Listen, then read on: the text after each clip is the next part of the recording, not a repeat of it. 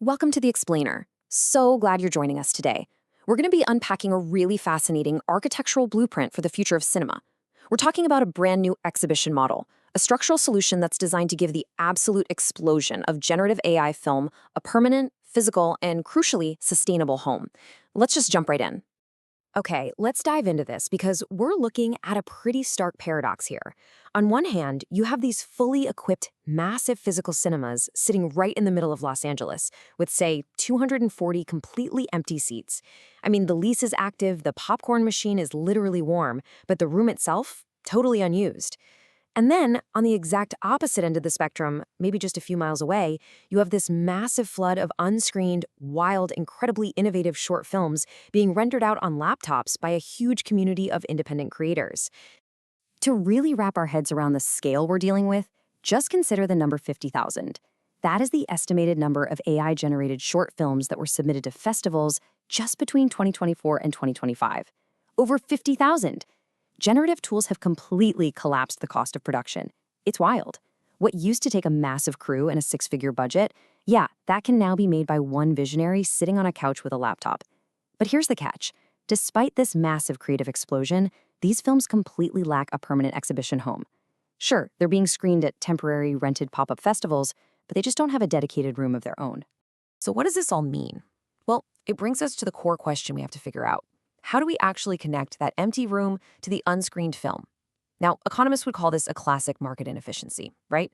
You've got supply on one side, demand on the other, but there's a massive wall right in the middle. And that wall, it's basically built by policy.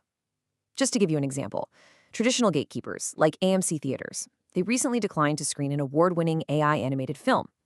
And look, it's not totally irrational on their part. It's honestly just how traditional institutional risk models operate when they're faced with tricky labor narratives or brand association risks. But the end result is the same. It's a locked door for these creators. To solve this, we're going to break down a concrete roadmap covering four main pillars today. 1, the hybrid engine. 2, the cooperative spine. 3, the money flows. And 4, the LA playbook. All right, kicking things off with section 1, the hybrid engine, looking at physical validation combined with digital scale. So the whole premise here is that neither a physical space nor a digital platform can really survive on its own in this totally new landscape. They absolutely need each other. It's a dual engine strategy. You've got a physical node, right? Think of an LA microcinema. This provides the prestige, the real-world validation. And to do this, you can either sign a commercial lease or use a tactic called four-walling, which essentially means renting an existing room out night by night. But as you probably know, a 240-seat theater has a very hard ceiling on how much revenue it can generate. That's exactly why it has to be paired with the digital twin, a global streaming platform that can scale the audience worldwide. But let me tell you, the math here is unforgiving. To survive, this model requires a strict working capital floor of $300,000 just to weather the launch. Why? Because the base operational floor, to pay fair wages, cover rent, and keep the lights on, is sitting at roughly $83,000 a month. So how on earth do you afford this digital twin? Well, buying a white label over-the-top or OTT software is far, far cheaper than trying to build some custom app from scratch. If we compare two major providers, we can actually see a really strategic choice emerge. Take Vimeo Starter. It scales linearly at just $1 per subscriber. Super cheap at the start, right? But then look at Uscreen Pro, which charges a flat $399 a month. The financial crossover point between the two happens right at 400 subscribers. But here's the tricky part. If you start on Vimeo and decide to migrate platforms later on, you're looking at a pretty brutal 20 to 30% subscriber churn penalty. This blueprint actually anticipates that exact friction, meaning it deliberately budgets the working capital needed to survive that specific dip. Moving right along to section 2, the cooperative spine, dealing with ownership and governance. Now, what's really interesting about this next part is how we pivot from the tech side to the human side. Let's look at the formal definition of a platform cooperative. It's an autonomous association united voluntarily to meet common needs through a jointly owned and democratically controlled enterprise. I know, a bit wordy, but if you strip away all that legal jargon, it simply means that the people who do the work, supply the art, and actually watch the films, they are the ones who own the platform. And this isn't just some wildly untested idea we're throwing around. It actually builds directly on some really solid historical precedents. It inherits the worker-owned success we've seen in modern platforms like Means TV, as well as the artist-first bylaws of the 1962 Filmmakers Cooperative. So, how does it function?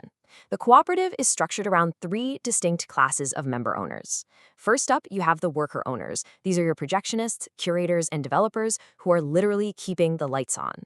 Second, the creator owners, the AI filmmakers themselves, who crucially retain 100% of their non-exclusive rights. And third, the patron owners. And I really want to emphasize this. Patron owners aren't just casually buying movie tickets or picking up a streaming subscription. They are actively funding a movement to give a completely new avant-garde its own physical room, and they even hold voting rights on curation along the way. How cool is that? Let's move to Section 3 and see how this builds, the money flows, and deleting the extractive waterfall. Okay, let's talk numbers, because there is an incredibly stark contrast between the traditional Hollywood distribution waterfall and this cooperative model. In the legacy system, revenue flows down through an endless series of deductions. Studio overhead, marketing costs, various middlemen taking their cut. By the time that money hits the bottom, the actual filmmaker is lucky to see maybe 2%, and they're often waiting quarters just to get a check. The cooperative model, it completely deletes that, just wipes it out. It flattens the math into an immediate, non-exclusive 50-50 split for the artists, and they get paid out that exact same week. Talk about a game changer. But wait, there is also a secondary financial mechanism at play here. What actually happens if there's profit left over at year-end, after all the bills and baseline wages are sorted? Well, it definitely doesn't go to some outside venture capitalists. Instead, it splits internally. 70% goes to the worker owners, 20% to contractor members, and 10% funnels right back into a creator owner's pool. So it explicitly rewards absolutely everyone who actually built and sustained the platform. And I love this next point because it's just a fantastic dose of gritty financial realism. Concessions underwrite the overhead. The overhead underwrites the art.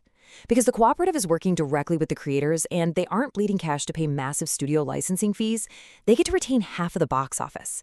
But the true, absolute lifeline here, it's the concession stand. High-margin items like your classic popcorn and sodas, they cross-subsidize those fixed costs. Literally, by buying a soda, you are directly offsetting the financial risk of projecting an experimental avant-garde AI film. It's a perfect ecosystem. But of course, a business can't run on just tickets and popcorn alone. There are actually 5 distinct revenue pillars keeping this cooperative afloat. Programmed screenings are obviously the core.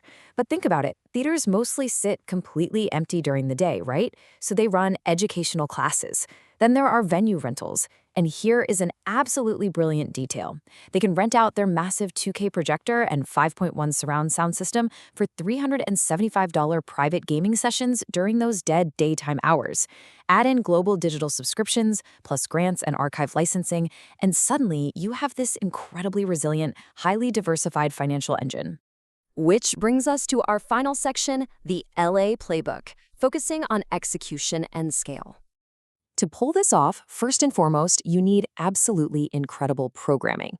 But the curators here, they aren't acting as defensive gatekeepers. Instead, they are more like explorers, out looking for impossible aesthetics that can pass 4 very strict curatorial gates.